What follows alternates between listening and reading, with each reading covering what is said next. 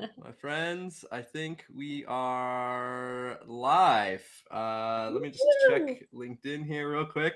If you're joining us on the LinkedIn stream, please pop in the chat or the comments here. Let us know who is with us. I would love to see who's joining us.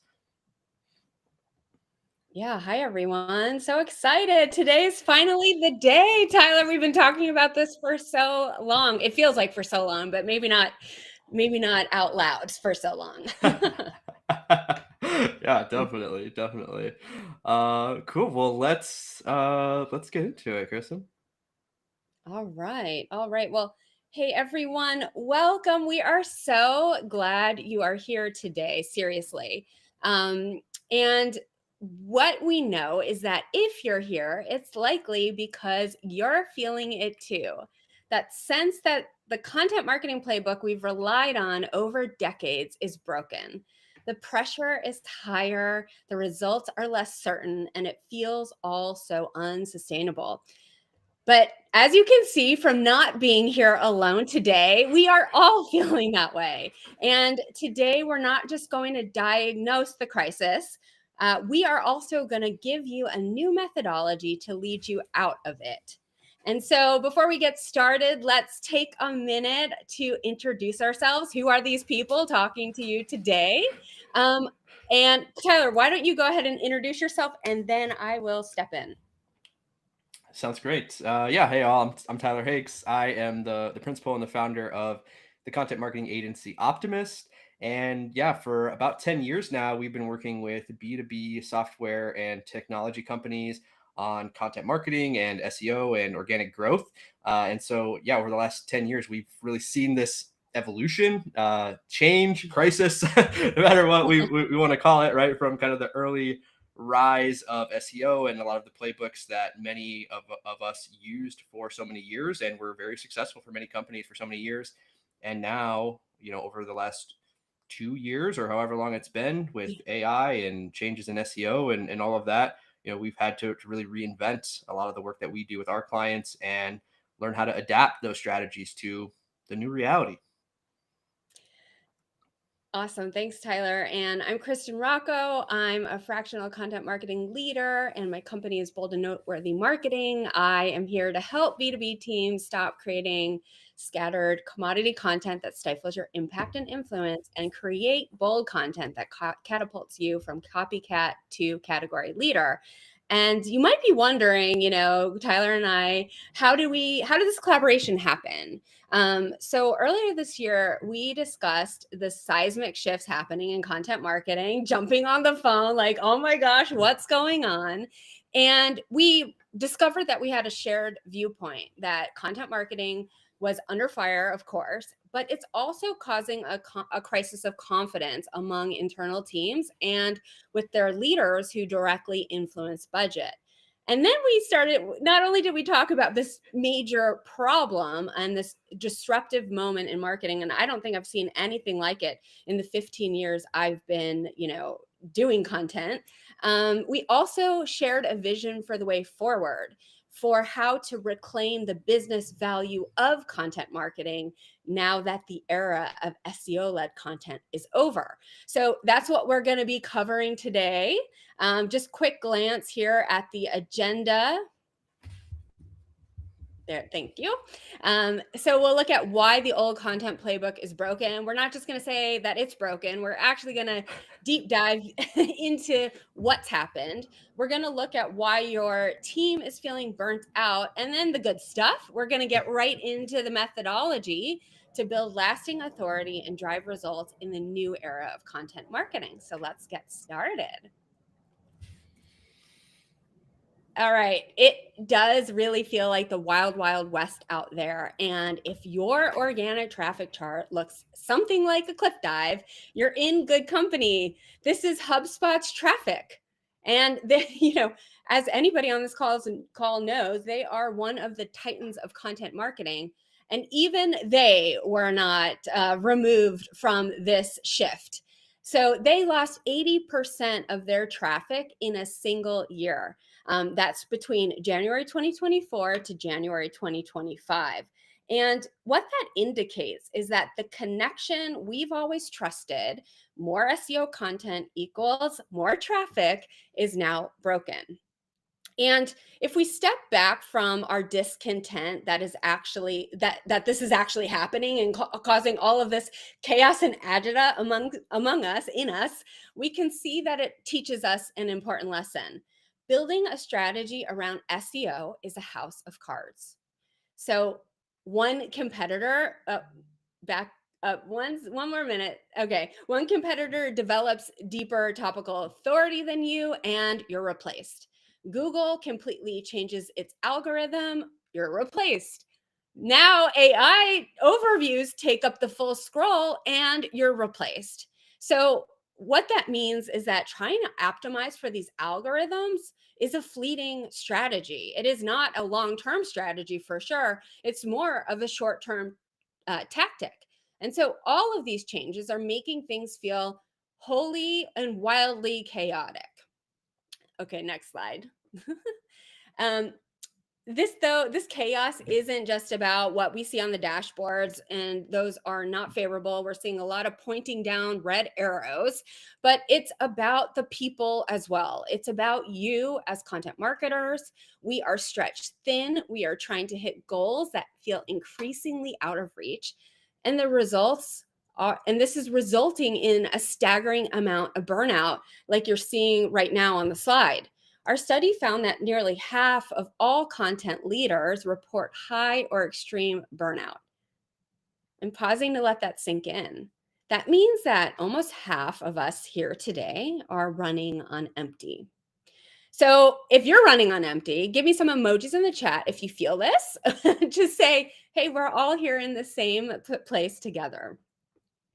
All right, let's look at why this is happening. And it's probably no wonder that this is going on, because look at what's on your plate. You know, we asked you about the challenges that you're facing, and it's occurring, and we all feel it day to day, but we're fighting a war on two fronts.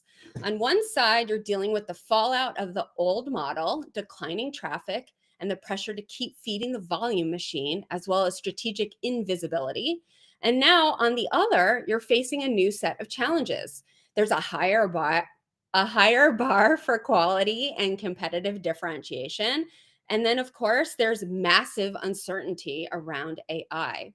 And these aren't just separate issues. They're compounding, and they create the perfect storm for burnout we just talked about. That means that the path forward is looking blurry. You're feeling burnt out. There's a hole, and you're like, how do I climb out? So that's what we're going to get into. But before we do that, we need to take a step back and find out how we got into this mess in the first place. Tyler, if you can change the screen, thank you. So to move forward, we have to understand that we all fell into a trap called the content factory. For years, the formula was simple. It was like more content equaled ranking for more keywords, which equaled more traffic. And Google rewarded this even when everyone's content looked and sounded the same. I wonder how many people on this call could like tell me that they basically had the same article as their competitor, just with like a few different sections or reworded or reprioritized in terms of the structure. I bet you did. I've seen it time and time again. I know Tyler has as well. And it's because Google rewarded consensus content. We were all going under the skyscraper technique, right? Build a little bit better content than our competitor and we could rank higher. So we learned the game, and we turned content into an industrial process. The primary KPI became output, volume, and velocity, and SEO was the fuel. And so we got these endless lists of keywords to target and competitor gaps to fill. Our strategy became a technical checklist to satisfy an algorithm rather than a creative mission or a narrative to build influence and authority for our core expertise. And that resulted in a flood of undifferentiated commodity content, copycat content. I call it all of those things, right? And it scattered the customer journey. But at least we were delivering on the core KPI of traffic to our websites. And then, as Tyler said at the beginning, about 2 years ago, AI came in and changed the game.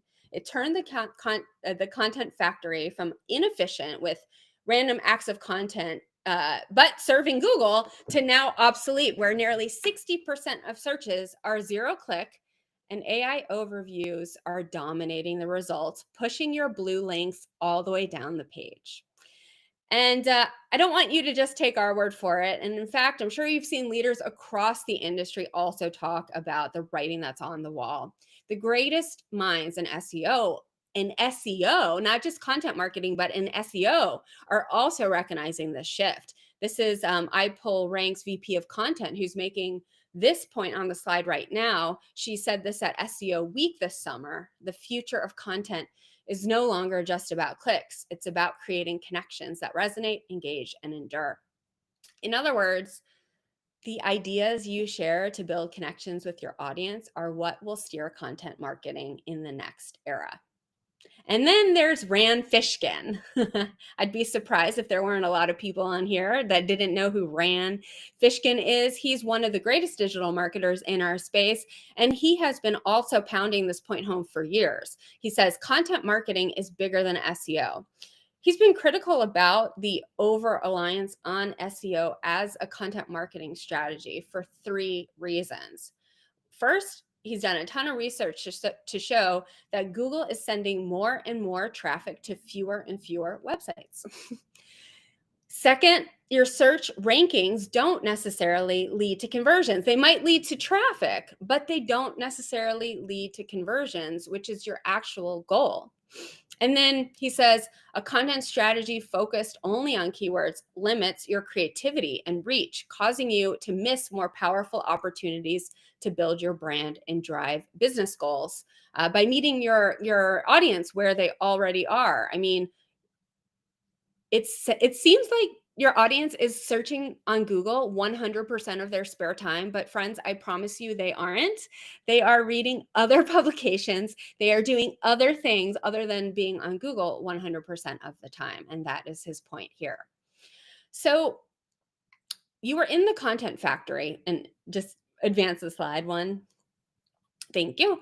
You were in the content factory because SEO seemed like a solid strategy. Remember, more content, more rankings, more traffic, right? That was the whole flywheel. With the model no longer delivering the same results, now you're in a strategy vacuum where anything goes. So you see, without the North Star, the strategic North Star, you're left with a sinking feeling that you're creating content for content's sake. I mean, there's really no purpose to it now that even traffic is no longer assured today. And you're consumed also with all of these scattered requests from within the organization that's lacking a clear connection to business goals. And that sucks. Say it plainly. Not having a strategy to guide content creation leads to damaging outcomes like the ones you're seeing here on the screen. So we've already talked about the burnout and the misalignment with your team.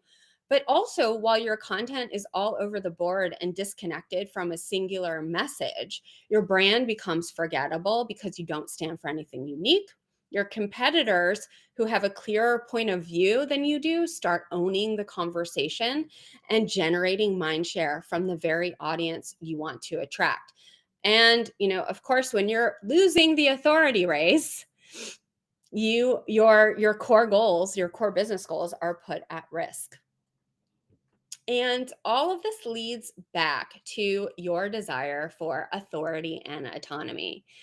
When we asked the magic wand question in our survey, we saw this reality play out over and over again, right? Like different people would tell us same variations of this topic. Shift the organizational value of content. We're rarely driving messaging and positioning, but we should be. stop prioritizing arbitrary content cadences, like putting out our monthly minimum of SEO blogs at the expense of strategy. That's what we've all been doing, right? Is this checkbox approach to content marketing. Oh, we have this goal. We need to create this many leads. Let's do an ebook. Let's get out 5 blog posts without actually knowing why and what we're doing. And you see, the writing has been on the wall for a long time. And for many of you actually here today, you already know this to be true. I mean, I'm probably not saying anything that is super surprising to you because you felt it. I mean, we're content marketers, we're storytellers, we want to be creative. We never wanted to be trapped in the content factory in the first place. But as I noted, the SEO flywheel was too powerful for too long to resist. But we're at an inflection point. We're at a critical crossroads today. And this is a career defining moment for every person here on this webinar. So you can either remain in the content factory and keep trying to regain the results or figuring out the optimization strategies to uh, get the green to come back on the reports. You can continue managing an internal service desk and producing commodity content. But I think what we're seeing now is that's going to have diminishing returns. It's not coming back. And then path 2, this is the one that we recommend. You can dismantle the factory. This is really your chance to reinvent not just your content, but the role of content at your organization so that you get that autonomy and that authority that you want and that you're seeking out of your career. And so now, Tyler, I'm going to turn it over to you. I've set the scene, and Tyler is going to give you the goods. He's going to tell you, what do we do about all of this? Amazing. Well, Kristen, thanks for the setup here. Just a real quick technical note, which is that it looks like the comments are not coming through on our side on Riverside, but you should be able to see them on LinkedIn. So if you want to pop into LinkedIn, and so just a heads up for the folks who are joining us. There's a bit of a delay from our side, just a technical thing there. So we'll try to catch comments and stuff in the chat on LinkedIn, but there may be a bit of a delay. Awesome. Okay. Well, yeah, again, thank you so much for setting that up. I mean, I think the background here and the study that we did, talking to many different content leaders, unfortunately painted a difficult picture, right? It showed some of the big challenges that we're facing. But I think the upside of that is that it showed that many of us are feeling the same challenge. And so what Kristen and I have been doing over the last 3 or 4 months is really digging into those challenges and really asking ourselves, what is a better path forward? How do we go from where we are now and shift content in a way that is better for us as content leaders, but also better for business and going to drive long-term business results? And I think the first thing that we need to point out here is that more content is not the answer. I think many companies have leaned into AI and automation as a way to scale up and pursue the old strategy at a higher velocity, at a higher volume. I think anybody who looks at that as a path forward and considers kind of all the factors that we're facing right now, it's pretty obvious that is likely a losing strategy over the long term. It's not a differentiated approach. It's not a competitive advantage when all of your competitors have access to the same tools and technology.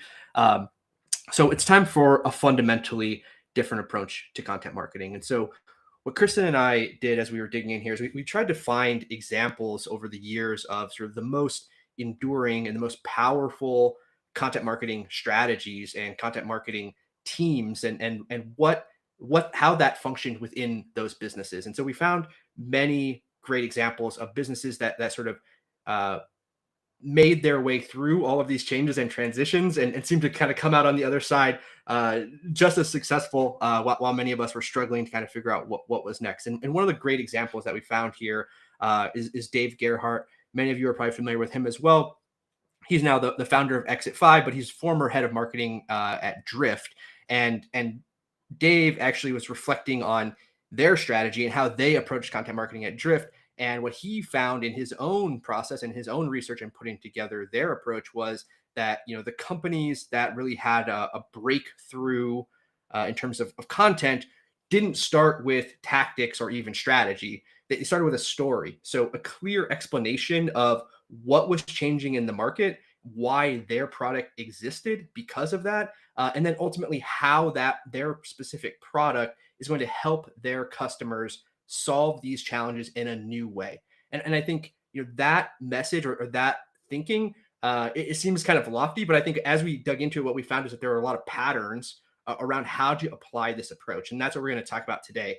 First of all, in the chat, I would love to hear, how many of you feel like you have a clear story or a narrative that's really driving your content strategy. I think, from what we've learned talking to so many content leaders, I think many teams, many content leaders feel like that is the missing component or a missing component of their strategy. And we're operating at this very tactical level rather than operating from a strategic level where we have sort of this grand vision or this narrative that works across the content we're creating. As I said, I don't think we'll pause for the chat just because of the delay, but please feel free to pop in the chat. I'd love to know how you feel about that and how that resonates with you and your experience.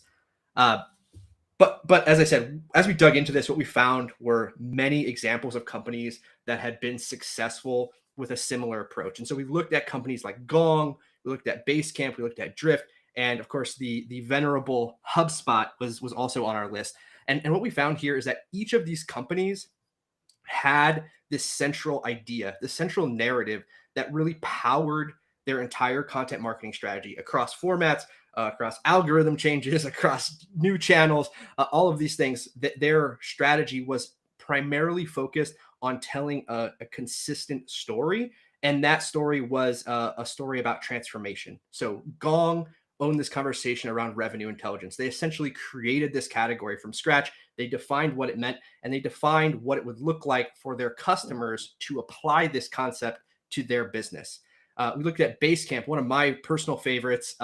They rewrote the rules of work many times over, right? They wrote books like Rework and Shape Up, and they really built this powerful brand by challenging the status quo about how companies are built, how teams should operate, how businesses should be structured. And that led them to kind of build this like cult following of people who really buy into that vision and that narrative beyond just their product. Then we've got a company like Drift. They, again, as we talked about, Dave Gerhardt has become sort of famous in many ways, but certainly burst onto the scene, at least on my feed, with the idea of conversational marketing. Drift was competing with many other, chat tools that were out there at the time. But they really pioneered this concept of conversational marketing. And again, they defined it as a new path forward. And we're going to get into the details of what that looked like in just a moment. But I think super powerful narrative there at the center of their strategy. And then finally, of course, HubSpot. We all have probably been beating up on HubSpot over the last year because of the 80% decline and some of the challenges they've had from an SEO perspective. But if you really think back to how HubSpot was formed and why they are a multi-billion-dollar business, they built their entire company essentially on the idea of inbound marketing, right? They are probably the reason we are here as content marketers and the reason why many of us operate the way that we do, because they defined that model for so many of us, and they became synonymous with that marketing strategy and the changes that it represented in the market. So what we found here as we looked at all of these was that the story, the narrative that they were telling really became the ultimate competitive moat for businesses like this. And so what we've developed is what we call the authority moat model. And essentially what it is a system for taking the lessons that we've learned from studying these companies and applying it to build a content marketing strategy on that same kind of powerful narrative that really centers and anchors your strategy. So that's what we're going to get into now, is what that process looks like and how you can apply these lessons to your own strategy. So first of all, let's talk about how this approach compares to the way that many of us have been doing content marketing. Again, probably for at least 10 years, as many of us have focused heavily on SEO. We followed a lot of the same playbooks and tactics. In the old way, right, the defining characteristic was that the content was primarily interchangeable and disposable. Many of us, as Kristen mentioned, were creating commodity content or consensus content. We were competing for SEO, which meant we were sort of incrementally trying to outright our competitors in order to maintain rankings. The new way is to think about content entirely as being unique and defensible. In the old way, it was a land grab strategy. The primary goal was to rank for keywords, to own that space, and to collect that traffic to our website. The new way is about ideological resonance. Yes, obviously, we want to appear, we want to collect traffic and eyeballs and attention, but really what we're looking for is how do we tell a compelling message that resonates with the customers that we're trying to reach. And because of that, the source of value is no longer volume and velocity. It's not about ranking for as many keywords as we possibly can. The source of value is what we call a transformative POV. And we're going to unpack that here in just a moment. But basically, it's that defining narrative at the center of the strategy. How do we create something that cuts through all of the noise and really helps our customers understand things in a new way? And what that does is it creates this business impact. So previously, as we used to measure traffic or maybe engagement, some teams could measure even to revenue or conversions. Now what we're thinking about is how do we transform the market? How do we reshape our industry or our vertical around our thinking? And how do we align buyers and customers with our vision for the industry and the solutions to their specific challenges? And so what that leads to ultimately is that the audience reaction, rather than feeling like, hey, I've read this before, as I'm sure many of us have experienced over the years, as you're scrolling through Google and reading, the 20th version of what is content marketing. Instead of that, what we're trying to create is a sense of radical clarity. So radical clarity, the way that we think about that is it's that aha moment. It's that first time that you read about conversational marketing and you said, I never thought about it in that way, but that makes total sense. And now I can see why my approach has not been as effective as I want it to be. And here's a better way forward. So that's what we're going to talk about now, is how to achieve this. The authority moat is about transforming your brand's content into your brand's competitive moat, right? So just like we talk about, moats can exist in all different forms in business, right? It can be your sales process or, your manufacturing process or whatever it is.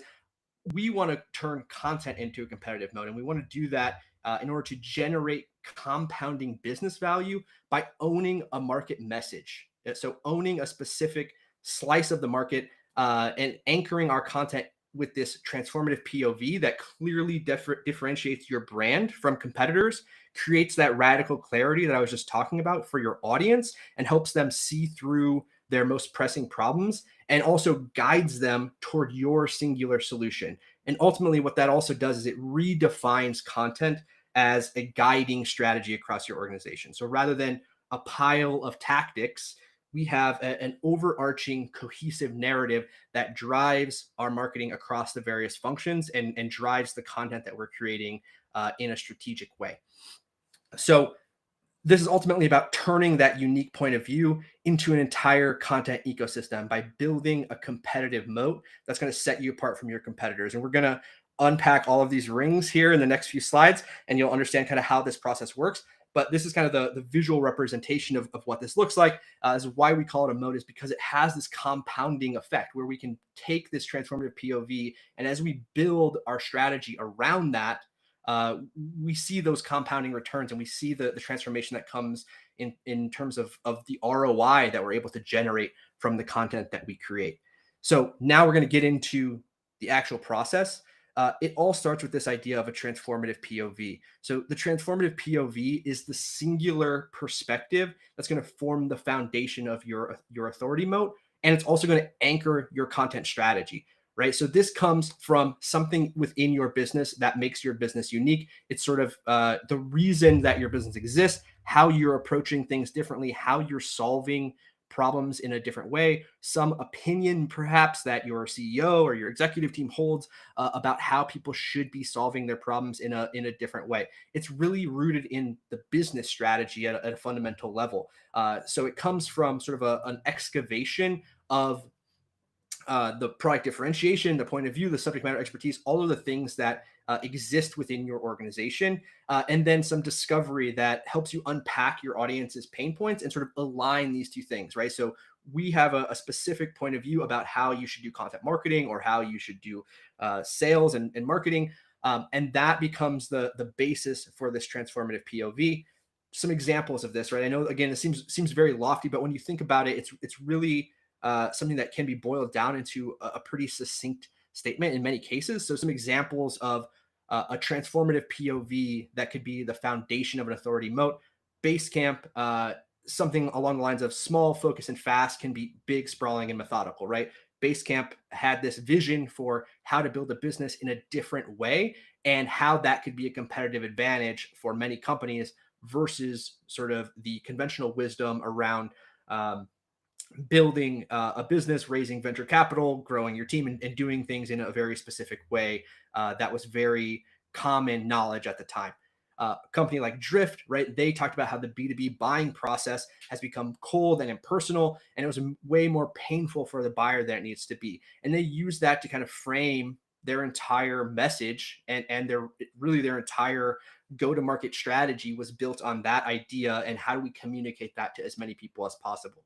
And then we look at a company like Gong, and Gong again, really created this category essentially from nothing in order to sort of skirt around some of the existing competitors that were in this space. But they did that by sort of reframing the idea of sales conversations and the conversational intelligence to revenue intelligence and explaining how that shift marked an actual change in the way people should be approaching these challenges and ultimately solving these challenges.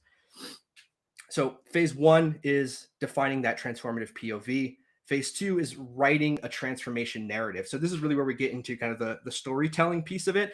And ultimately, what we think about this as sort of like a manifesto, right? This is kind of like your founding document, if you will, where you take that transformative POV and you sort of spell out exactly how that plays out in the real world for your actual customers. There are a couple of defining characteristics of a transformation POV, but the most obvious one is there's an old way versus a new way, right? So ask yourself, what's the old way that your customers were solving their problems, right? So maybe they're doing an outbound sales motion, and people have to submit forms and wait for the sales team to follow up, yada yada yada. Now there's a new way, right? The new way is customers come to my website, they have a conversation with me directly on the site, they engage on their terms and sort of shift the relationship between the customer and the business. And that's in fact exactly how Drift framed their message as they rolled out this idea of conversational marketing. This is literally a screenshot from one of their blog posts where they lay out the old way being this business centric model and the new way being this customer centric model. And so you lay out that old way versus the new way. You explain what are some of the paradigm shifts that are happening in the market. Why is this something that people should embrace now? And how do I sort of recognize that those challenges are something I'm dealing with and that this is a solution for me?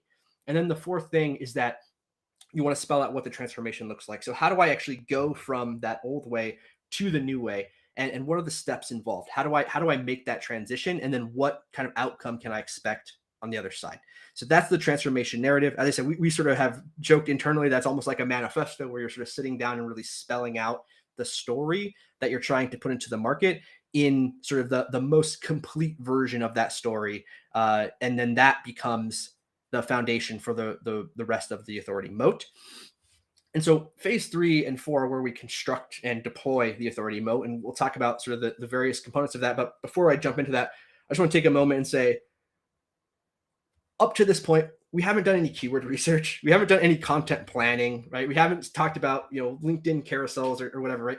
We haven't jumped to tactics. I think this is one of the major shifts that's at the heart of this approach is we really want to start with that narrative, that strategy at the center of what we're doing. It's not just a bunch of tactics or channels or things like that. I think that's where we as content marketers have sort of gotten sucked into that tactical execution layer. And I think what we need to do is take that step back and say, why are we making this content in the first place? And what is the message, right? What is the message at the center of the content that we're creating? And let's start there and then move into actually planning the content that we're going to create and figuring out how we're going to unroll or deploy that content over time to tell this story in the market. So the phase 3 and phase 4, constructing and deploying your content moat. A couple of things to discuss here. Number one is the content moat plan, the authority moat content plan is where we take that narrative and we expand it across different content types, assets, formats, channels, right? So we have all of these different things. It's not like we're saying, you can only create one type of content. We can apply it to all of the different channels and formats that we know and use now, but we now have that message at the center. And so when we think about this, the really compelling and interesting thing here is that we can start to create what I would consider to be sort of the second level or third level types of assets. So taking that point of view and collecting or analyzing data to align with that specific message, then using that data to create something like a benchmark or an assessment that customers can use, or we can take that transformation narrative and we can spell it out as a process. And then with using that process, we can look at different industries or verticals or use cases that become playbooks. And so you can see how we start to create more sophisticated and more connected and cohesive forms of content. It's not just a series of blog posts about a particular topic. It's a compounding universe of connected assets. The second thing that we're going to create here are messaging lenses. So this is where we're going to take this idea of the authority moat and we're going to say, okay, how does this apply in different contexts? So whether that's different market segments that you're going after, different channels that you're using, different formats, maybe it's a video versus long form content, whatever it is, right? We have different contexts in which we want to communicate this same message in different ways and to different people. And so that's where the messaging lenses allows us to take that core idea and sort of translate it for a variety of different contexts. And then we want to create a validation plan. So this is always something just like any type of content or any type of marketing, right? We want to validate. So we want to test, we want to adapt that messaging in real time. So we want to have an idea of how we're going to understand how is this resonating with our audience and what changes can we make? How can we make it more clear or adjust some of the underlying assumptions that went into the strategy? And then ultimately, of course, we launch, right? So we have a content plan in place where we've created sort of a roadmap of the different assets that we're going to create, how the story is going to unfold. And then generally, when we go to market, we want to think about the highest priority problem, the highest priority audience, and that's where we start. But that's not the end, right? That's really the first phase of this process. And that's, again, where sort of that compound effect really starts to play out, is that we can then move into phase 5, which is to expand and multiply. So first of all, as I said, we can expand the moat by building these cohesive and connected assets on top of it. So if we have a blog post that comes from our transformation narrative, then perhaps we have a series of playbooks or processes or a data study that align with that message, right? That becomes our expansion of the moat. That starts to compound the message. And then we can multiply that by creating multiple versions for specific audiences or specific use cases or specific industries or verticals, all kinds of things like that, right? So the idea here is that each asset you create becomes the foundation for that expanding moat. And then you can deploy each of those assets as either its own campaign, part of an existing campaign, whatever kind of makes sense for your specific context and use case. But at the end of the day, what we're doing is you're creating a cohesive content library that functions almost like a curriculum for our audience, right? It really is all centered and all rooted in this specific point of view, the specific story that we want to put into the market and that we want to own as a business that's going to become our competitive moat. And so the authority moat is going to drive transformation in 3 main ways. Number 1, it's going to drive process transformation. Number 2, is going to drive a transformation in the outcomes that we generate with content. And number 3, it's going to drive a transformation in the way that we think about and measure the ROI of the content that we're creating. So let's talk about each of these one at a time. First of all, we're going to talk about the process transformation. We found this quote from Chelsea Castle, who's the head of content at Close, which I think sums up many of our thoughts and feelings, which is every single team I've joined is always reactive, right? They're just creating whatever everyone else in the organization says they should create. And I think many of the content leaders that we've talked to feel this same way. We've sort of talked about this as like the order taker mentality, right? Or the service desk model, where content exists primarily to fulfill requests from other teams, be that SEO or the demand team or the brand team or whomever it is that needs content. The content team is basically just the engine. So again, in the chat, we'd love to know, do you feel like in your organization is content treated more as like this order taking function, Or is it more of a strategic function where you're leading content from sort of a strategic level? Again, we won't pause for the comments to come in there, but I'd love to hear that. We'll get to the chat here at the end when we take questions. So yeah, please pop in the chat and let us know how things operate within your team. So what does a process transformation look like, right?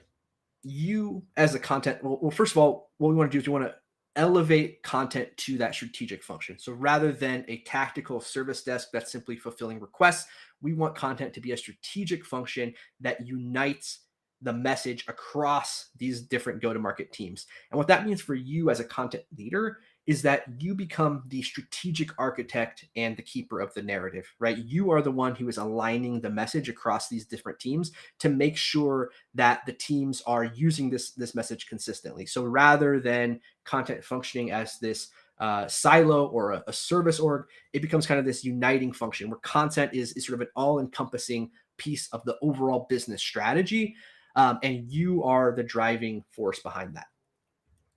That leads us to the second outcome, which is the second transformation, which is the outcome transformation, which is where we're actually aligning content much better with the actual buying journey, right? So we're creating a cohesive story that unites the go-to-market motion and builds trust with buyers. There's some data here from a Dream Data report that talks about how there's 7 decision makers involved in an average B2B sale. It includes 72 different touches across 3 to 4 different channels over the course of nearly a year, right? We all know that the B2B buying process and creating content that aligns with the B2B buying process is difficult, right? Because it's a long process, it's fragmented.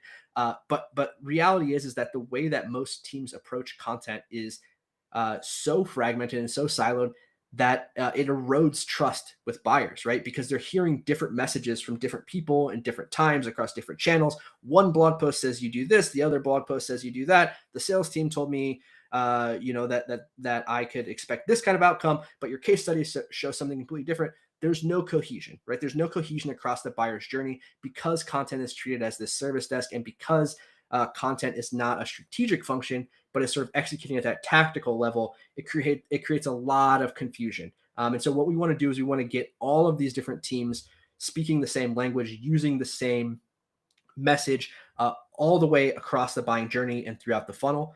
And what that's going to do ultimately is the third transformation here, which is ROI transformation. So many of us have thought about or been trained to think about perhaps content as again at a very tactical level. This blog post ranks for this keyword, it drives this traffic, that traffic converts at 1%, right? That's how we measure content. But really, what we should be thinking about with content is how do we drive revenue from that very first interaction? And that's the other big transformation that's going to happen with the authority moat model, is that we can see how having that cohesive narrative across all of these touch points, across all of these formats and channels and functions is going to have a compounding effect rather than a fragmented effect. So every content asset is contributing directly to the same story and is contributing directly to pipeline. And we know that it's super important to approach content in this way, because 90% of B2B buyers are ultimately going to choose a vendor from their day one list, meaning that we need to reach buyers before they're in market, right? We need to speak to people, capture their attention, and capture their affinity, right? Have them know and like us before they're even thinking about making a purchase decision. And we also know that 75% of decision makers and the C-suite say that a piece of thought leadership content or research led them to starting that purchase decision, right? So how do we get in front of buyers as early as possible, and how do we encourage them to consider, or how do we generate demand for the specific solution that we're providing? And we do that by creating this transformative POV that changes the way they think about their problems and initiates that process, helps them understand those problems in a new way, and then initiates that purchasing process, that buying journey from the very beginning. And so what that's ultimately going to do is it's going to create a system where the value of the content that we're creating has a compounding effect over time. And the ROI that we're able to generate can be significantly higher than looking at it sort of at a tactical level, page by page or blog by blog. all of this stuff that we've just shared, and in just a moment, we're going to pause, by the way, for questions. So please feel free to pop in the chat as you're hearing this and let us know what questions you have. It all starts by defining this transformative POV, right? The very first step is figuring out what is the message that we want to own in the market? What is our competitive moat as a story, as a narrative? How are we going to differentiate our brand from all of the competitors? How are we going to cut through the noise? And more importantly, how are we going to help our customers understand their problems in a new way and find their way to our specific solution for that problem? And so that's really the basis. That's the starting point for this entire process, is figuring out that transformative POV looks like. I know that is, again, it feels like a sort of a lofty ambition, but I think that's where we all need to start as content leaders, as content marketers. And so with that said, as I just mentioned, we're going to pause here for questions. So please feel free to pop in the chat with your questions. But we also want to invite you to schedule an authority moat game planning session. So if you're on this webinar, you're hearing this message and you're thinking like, this sounds like the right approach for me, but I have some questions, or I want to talk through how this might play out, or how I get buy-in with my team, or how I should sell this internally, please reach out. We'd love to have a free, no obligation game planning session to discuss how you're approaching content marketing right now, and how we can help you take this path and transform your content marketing strategy. So you can book that call for free at yesoptimist.com/moat. You'll be able to sign up to schedule one of those sessions with Kristen and I. We'd love to hear from you. Okay, Kristen, I think it's question time. I'm back with you. Can you hear me? Yes, you can. Awesome. That was great, Tyler. Maybe you need a drink of water too. That's a lot to talk through in That such a sounded a short little amount of parched, yeah. time. No, you don't at all, but I'm just saying, I know it's a lot to talk through. And we have a little bit of a lag, but what I think we could do here, as we are waiting for the questions to come through, is kind of go back through the comments and see what people were saying, and related to burnout and the feeling of powerlessness and lack of autonomy and authority. Just generally a lot of agreement coming in from folks on the call about that. And then I also think something very true to what I said earlier, which is content leaders want to do this work. And so I think people are pretty excited about just digging deeper in, now that maybe SEO doesn't have the same placehold or stronghold on our function as it did. And Sally says, shifting the value is where I'm at. Yes, shifting the value, digestible for management and team alike, does not need to be a huge change, yet an intentional shift. And then as you got into the authority moat section and, talking about this new model that can help teams transition to create a stronger message in the market and own that message in the market, Jody, I noticed, had a question. So maybe that's a great place to start. She says, you're saying that you want to convince people to begin to agree with your perspective of critical thinking in order for them to buy from you and become loyal to you. So, I think Jody, just in terms of answering that question, and again, it's you're saying that you want to convince people to begin to agree with your perspective of critical thinking in order for them to buy from you and become loyal to you. Simply, I think that you've got it. And I think, as the presentation went on, you were kind of able to see those examples come to life of how companies like Gong and Drift and HubSpot have been able to use, their singular message to then educate and inform and persuade an audience. And I would say this too, we don't, sometimes one of the core KPIs of content marketing doesn't get talked about a lot because we tend to go in favor of revenue and pipeline. But trust is a very big reason we do content marketing. And I think what this perspective does, or this method does, is we are able to share our worldview with our audience. And because we're doing it from that place of what you said, critical thinking, we're able to align with our audience more. So you say, let's see, convince people. And I think what we're doing is a little bit of convincing and persuading, but I also think because we're sharing our core values, our core beliefs, our core reason for being and doing what we do, and those unique differences between us and them, we are naturally attracting, we are naturally inviting our audience in. So it feels less like salesy, markety, or like sticky and icky, and more like we're just having a conversation, and that is building trust with our audience, so they want to stay connected throughout their buying journey. I don't know that we hit on this stat specifically in this presentation, but only 5% of our buyers are in market at any given time. The other 95% will be in market down the road. And so that's why having a conversation for the long haul, not just a SEO blog post focused on that, transactional keyword, but a conversation that can be enduring, that can span the length of time, is extremely valuable.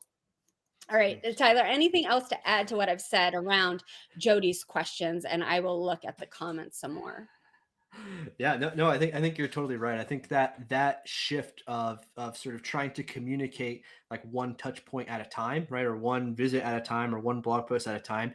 I think again, what we're finding is that with all the fragmentation that's happening in the market, and all of the changes and sort of the shifts that are happening in how people find and consume information, like that's first of all just not as effective as it once was, and secondly, yeah, if you think about the people who read about Drift's conversational marketing, for example, or read the book Rework, right?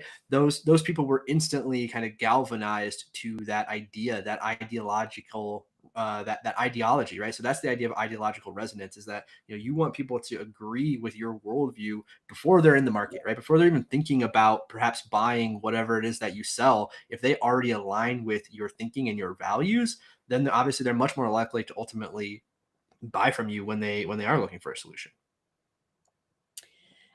I also wanted to know, because there's been a couple of questions in the chat about, are we sending a replay? We are absolutely sending a replay. So you will be able to see all of this on demand. I know some people have had to join late, and then other people have to pop off early. So don't worry, you will be getting the replay to this.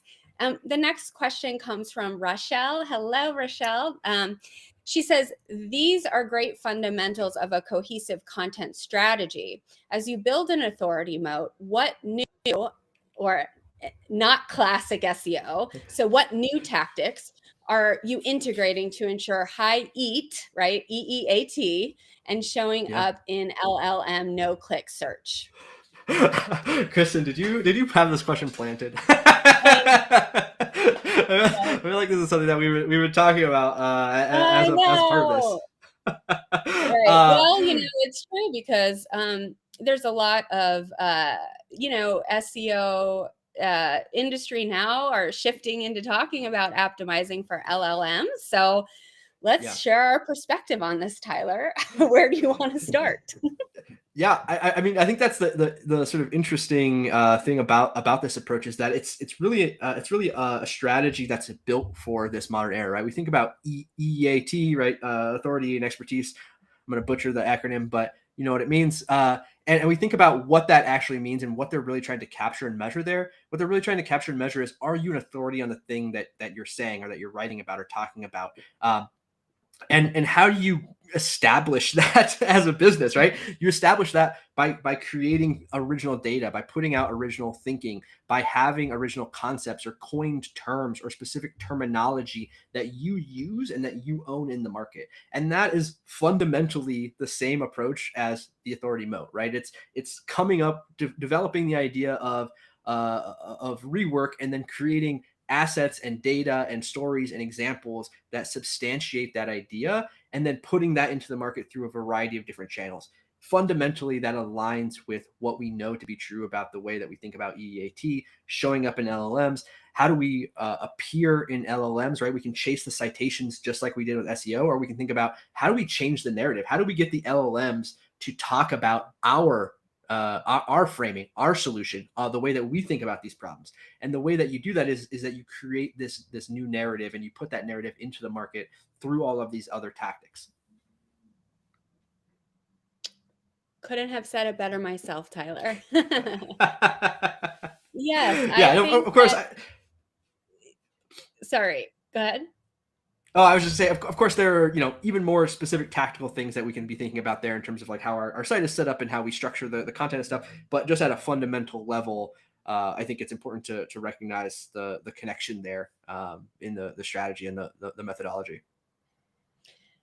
Absolutely, absolutely. Yeah, to your point, like I think that this has so much to do with owning a message. And if we think back to, conversation marketing or inbound marketing or revenue intelligence, um, before there was nothing about that on Google before, right?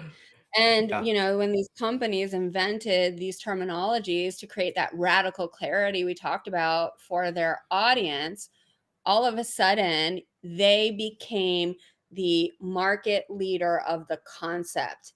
And what Hmm. happened was their competitors started using their terminology, but because they were first with this narrative, they are the ones that got the credit. And I think this goes back really well into why we're calling it the authority moat, because Mm. you are by nature in this model creating uh, you're solving the problems uniquely for your audience. You're giving them something to chew on, and your competitors are paying attention, and they're like, wow, this is where our industry is going. Maybe we should Mm. get on board. And so rather than following the market, you are now leading the market. Absolutely. Yeah, I think what was it? It was Gong, right? It was the revenue intelligence where they said like 18 months after they started using that term, like all of their competitors started using Yeah. the same language. So yeah, I mean, obviously that does lead to another challenge, which is that you have to stay ahead of those competitors. But the point being is that yeah, you are by nature taking sort of a leadership position within the industry. All right, here's the last question we'll have time for today. It says, if everyone's still chasing SEO, but buyers are getting answers from chat box and forums now, what are we actually missing here?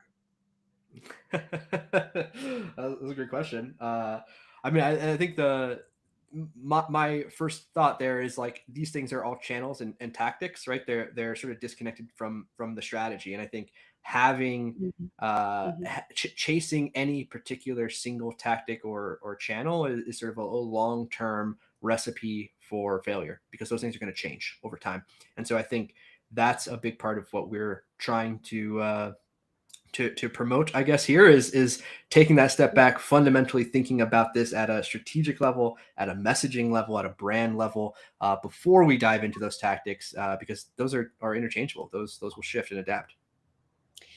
Yeah, fundamentally, I think what you're saying here is spot on, Tyler. This question is still talking about how the algorithm is leading us and we're not leading it. And, Mm. we all have to work in this nice synergy. And, but I would also probably ask, our industry and us to spend more time closer to our audience. Okay, so Mm. um, the algorithm in terms of a Google and a chatbot and a forum, that's one place that your audience lives. But what about talking to your sales team, your customer support team, um, your product team that's having beta tests Mm. with your audience? What's coming up there? How do Mm. you think about those problems? And that can also help formulate this transformative POV that Mm. are really related to your audience's, problems, needs, desires, whatever it is that you can help them advance their journey with you. So again, it just does come back to the foundational message, and how you then convey that message through the tactics is, part of content marketing, but it's not where it starts. Totally. Totally. Yeah. Amazing. Well, first of all, if you all have any other questions, please feel free to reach out on LinkedIn or via email. We will be sending out the recording, as Kristen mentioned. So if you missed part of it or had to jump off early, you'll get that via your email, and you can access it on LinkedIn. Otherwise, one more time, just want to invite you to join us for an authority mode game planning session. We'd love to help you navigate this process and help you figure out a better path forward for your content marketing program. Yesoptimist.com/moat. Yeah, hope to talk to you all very soon. Thanks so much, Kristen, for joining me on this. Thank you, Tyler. This was fun. All right. Well, thanks to everyone who joined us today, and hope you all have a great rest of your Tuesday.